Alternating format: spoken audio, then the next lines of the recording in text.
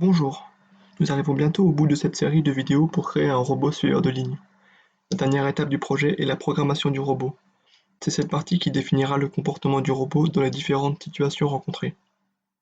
Cela est rendu possible par l'intermédiaire des capteurs, dont on lira les données qu'ils envoient.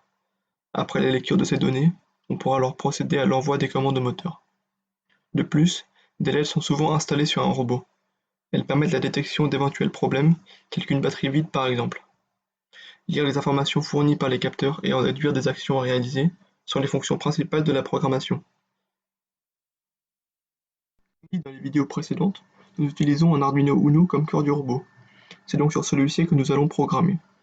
Pour cela, il nous faut le logiciel Arduino sur un ordinateur, auquel on branche l'Arduino Uno. La particularité du code Arduino est qu'il est divisé en deux parties. Ce qui est dans la fonction Setup n'est exécuté qu'au démarrage du robot. C'est ici que l'on définit à quoi sert chaque broche, si elle sert à lire des données d'un capteur, ou si elle envoie des données à un moteur ou à une LED. On peut aussi y définir des constantes. Ensuite, ce qui est dans la fonction loop est exécuté en boucle, tant que l'Arduino est allumé. On lit dans cette fonction les données que nous envoient les capteurs, on les traite, puis on envoie les ordres au moteur.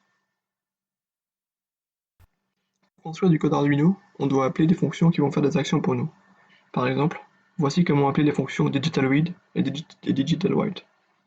Lorsqu'on appelle la première en lui envoyant un numéro de broche, elle nous renvoie l'état de la broche à l'instant présent.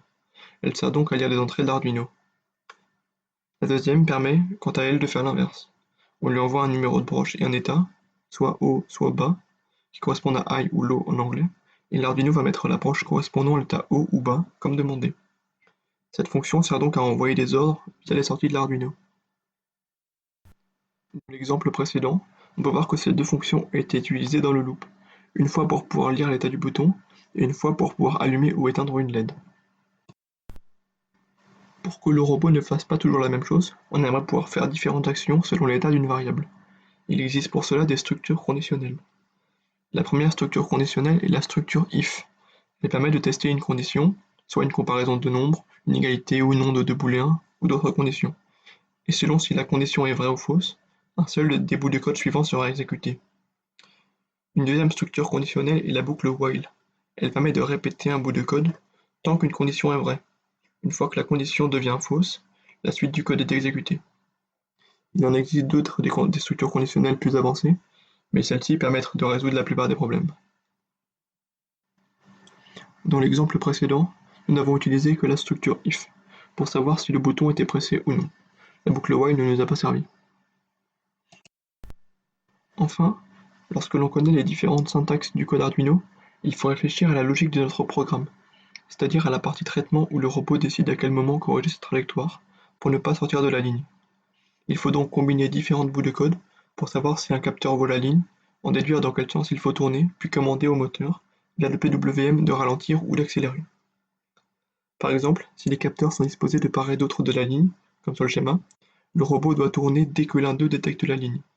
Ainsi, si le capteur droit la détecte, la roue droite doit aller moins vite que la roue gauche pour pouvoir tourner à droite, et inversement. Des petits ajustements peuvent se faire sur la différence de vitesse. On peut soit faire accélérer la roue gauche si elle ne tourne pas à sa vitesse maximale, faire ralentir la roue droite ou la faire s'arrêter, ou une combinaison des deux méthodes. Ces ajustements permettent de trouver le meilleur compromis entre la vitesse de déplacement et précision du suivi de ligne. Pour finir, il faut envoyer le code sur l'Arduino. Pour cela, il faut brancher l'Arduino sur une prise USB de votre ordinateur, puis cliquer sur le bouton téléverser en haut à gauche. Le code va donc compiler puis être mis sur l'Arduino.